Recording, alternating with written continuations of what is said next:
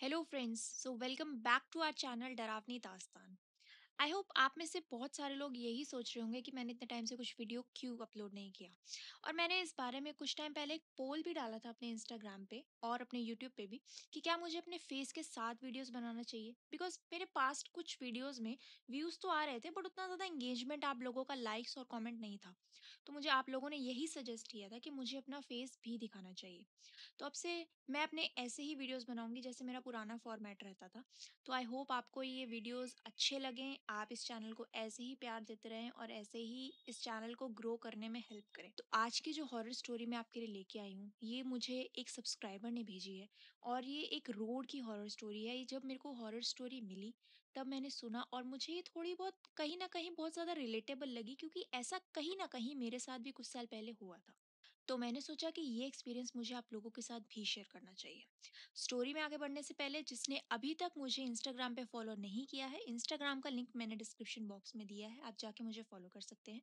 अगर आप कोई स्टोरी अपनी भेजना चाहते तो मैंने डिस्क्रिप्शन बॉक्स में ईमेल आईडी भी दिया है, आप चाहें तो वहाँ पे मुझे मेल कर सकते हैं। चलिए बढ़ते हैं आज की एक और नई डरावनी दास्तां की ओर। मेरा नाम ऋषि है। ये इंसिडेंट जो मैं आज आप सब लोगों को सुनाऊंगा, वो मेरी जिंदगी का एक सबसे खौफनाक एक्सपीरियंस था। वो एक ऐसा किस्सा था जो शायद मेरे जैसे कई लोगों के साथ हुआ है। ये बात दरअसल 2014 की है, जब मैं अपने दोस्त के साथ अपने गांव गया था। क्योंकि मेरे पापा शहर में शिफ्ट हो चुके थे, लेकिन हमारा एक घर गांव में था जो आज भी है। अक्सर मेरे मम्मी पापा कुछ वक्त के लिए, तकरीबन 1 से 2 महीने के लिए गांव रहने जाया करते थे, क्योंकि उनका मानना था कि गांव के घर की देखरेख भी उतनी ही ज़रूरी है जितनी यहाँ के घर की देखरेख है। क्योंकि मेरे मम्मी और पापा के कई सारे दोस्त भी थे वहाँ पे और कई रिश्तेदार भी थे, तो वो गांव जाया करते थे। एक बार ऐसे ही मुझे मेरी मम्मी ने बोला कि उनको और पापा को गांव निकलना है, क्योंकि गांव में किसी रिलेटिव की डेथ हो गई थी। और साथ में मुझे भी चलने को कहा, क्योंकि वो चाहते थे कि मैं भी उनके समारोह में शामिल हूँ। तो मैंने ऐसा ही किया। मैं अपने मम्मी पापा को लेके गांव चला गया। वहाँ पे हमारे एक बहुत खास रिलेटिव थे जिनकी डेथ हो गई थी। तो मैं और मेरे मम्मी पापा गांव ट्रेन से चले गए और हर बार की ही तरह हम सबसे पहले अपने गांव वाले घर पे गए। और उसके बाद मेरे मम्मी पापा उन रिश्तेदार के यहाँ चले गए जिनके किसी की डेथ हुई थी। मैं घर पे अकेला था और काफी बोर फील कर रहा था, क्योंकि मुझे शहर में रहने की आदत थी, लेकिन गांव में तो कुछ ऐसा था ही नहीं। ना ही प्रॉपर इंटरनेट था और ना ही कोई टीवी जो मेरे घर पे रखा था, क्योंकि हम यहाँ पे रहते ही नहीं थे, बस कभी कभी आया करते थे।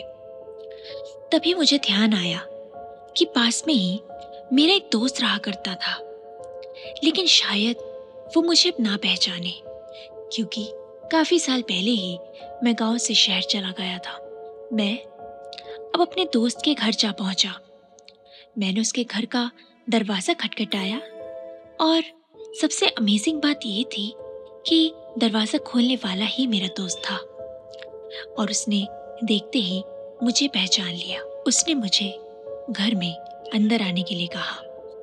मैं घर के अंदर गया और हमने दोनों ने खूब बातें की और आपस में खूब सारी पुरानी यादें ताज़ा की। तभी मैंने अपने दोस्त को कहा कि अगर यहाँ गांव में घूमने के लिए कुछ है तो वो मुझे लेके चले, क्योंकि मैं पूरे दिन यहाँ पे बैठा बैठा बोर हो गया हूँ। उसने मुझे कहा कि वो कहीं ज़रूरी काम से जा रहा है और रात को देरी से लौटेगा, लेकिन कल वो फ्री है और वो चाहे तो कल मेरे साथ घूमने चल सकता है। और उसने मुझे साथ ही ये भी बोला कि अगर मैं चाहूँ तो मैं उसकी बाइक लेके जा सकता हूँ और आसपास में घूम के अपना दिल बहला सकता हूँ। तो मैंने ऐसा ही किया।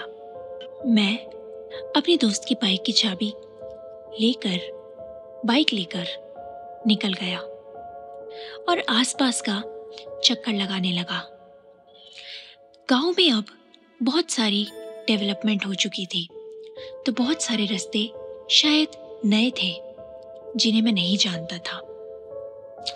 तकरीबन शाम के 8 बज रहे थे और गांव में सन्नाटा होने लगा और सारे लोग ज्यादातर शायद अपने घरों में जा चुके थे, क्योंकि रास्तों में मुझे कोई नहीं दिख रहा था। तो मुझे थोड़ा बहुत डर भी लग रहा था, क्योंकि गांव में किसी किसी जगह पर बहुत सारा अंधेरा था। लेकिन मैंने सब चीजों को इग्नोर किया और बाइक को मजे से चलाता हुआ आगे बढ़ता रहा। मैं इस सोच में था कि शायद अगर मुझे कहीं कोई कुल्फी वाला या आइसक्रीम वाला मिल जाए तो मैं खा लूंगा। बस इसी तलाश में मैं पूरे गांव की गलियों में इधर उधर घूमे जा रहा था। तभी मैंने एक ऐसा रास्ता पकड़ा जो शायद मुझे नहीं लेना चाहिए था। सामने एक रोड जा रही थी जहां दूर दूर तक अंधेरा था, लेकिन मैं उस रोड पे जाने लगा और चलते ही चलते मुझे अचानक से एक अजीब सी बदबू महसूस हुई। मुझे नहीं पता था वो बदबू किस चीज की है, लेकिन शायद मुझे लगा कि आसपास में शायद किसी खाद की या किसी जानवर की बदबू है जो शायद बहुत वक्त से मरा हुआ हो।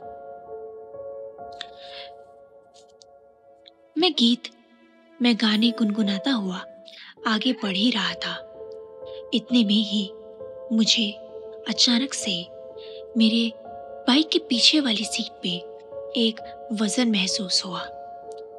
ऐसा लगा कि जैसे मेरी बाइक पे कोई बैठा है, लेकिन ये तो मुमकिन ही नहीं था, क्योंकि चलती बाइक पे कोई कैसे बैठ सकता है।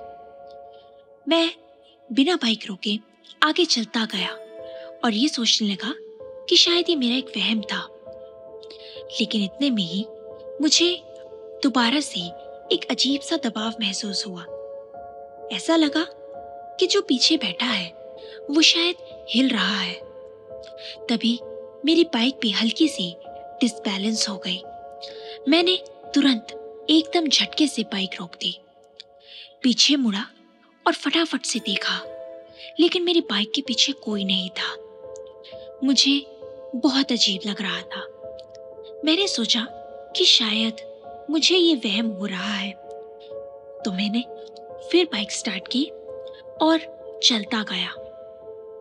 चलते चलते मैं बस इसी बात के बारे में सोचे जा रहा था कि ये वजन जो भी मैंने अपनी बाइक के पीछे वाली सीट पे महसूस किया है, ये किस चीज का वजन था जो मुझे समझ नहीं आया। इतने में ही मैं आगे बढ़ ही रहा था, तभी मेरी नजर बाइक पे लगे शीशे पे गई और मैंने जो देखा वो देखने के बाद मैं बहुत ज्यादा डर गया। मैंने देखा कि शीशे से मेरी कमर पे एक हाथ दिखाई दे रहा था। वो पूरा हाथ नहीं था, मानो किसी ने मेरे कंधे पे अपना हाथ रखा हो, और वो कोई औरत का हाथ था, क्योंकि उस हाथ के नाखून पे नेल पॉलिश लगी थी। वो देखने के बाद मैं बहुत ज्यादा डर गया और मुझे कुछ समझ नहीं आया कि मैं क्या करूं। और इसी ही हड़बड़ी में मैंने अपनी बाइक को और ज्यादा डिसबैलेंस कर लिया, क्योंकि मुझसे कंट्रोल नहीं हुआ और सीधी बाइक जाके सामने वाले पेड़ पे टकराई और मैं वहीं गिर गया। उसके बाद का मुझे कुछ याद नहीं, लेकिन हाँ, मुझे ये पता है कि उसके तकरीबन 1 घंटे बाद मुझे होश आ गया था और 1 घंटे तक मैं उसी सुनसान सड़क पर बेहोश पड़ा था। वहाँ कोई नहीं था मेरी मदद के लिए। और मैं जैसे ही उठा, जैसे ही मुझे होश आया, मैंने बाइक दोबारा चालू की और फटाफट से अपने दोस्त के घर जा पहुंचा। मैंने उसे कुछ नहीं बताया और सीधा वहां से उसको चाबी देके अपने घर आ गया। इतने में ही मेरे मम्मी पापा ने मुझे कहा कि सामान बांध लो, क्योंकि अगली सुबह हम लोग वापस शहर जाने वाले थे। इस बात ने मुझे कहीं ना कहीं तसल्ली दी और मैंने सामान बांधना शुरू कर दिया। लेकिन उस दिन जो मेरे साथ उस सड़क पर हुआ, वो कहीं ना कहीं इतना मुझे पता है कि कोई वहम नहीं था। वो सच में एक सच्ची घटना थी जो मेरे साथ हुई थी। मैं शहर तो आ गया, लेकिन कहीं ना कहीं आज भी वो बात मेरे जहन से जाती नहीं। मुझे एक बात तो पक्का पता थी कि वो कोई वहम नहीं था, वो मेरे साथ सच में हुआ था। और वो हाथ जो मैंने देखा था, वो तो मुझे कई बार मेरे सपनों में भी दिखाई दिया, क्योंकि उसने मुझे इतना डरा दिया कि कई वक्त तक मैं उस डर से बाहर नहीं निकल पाया।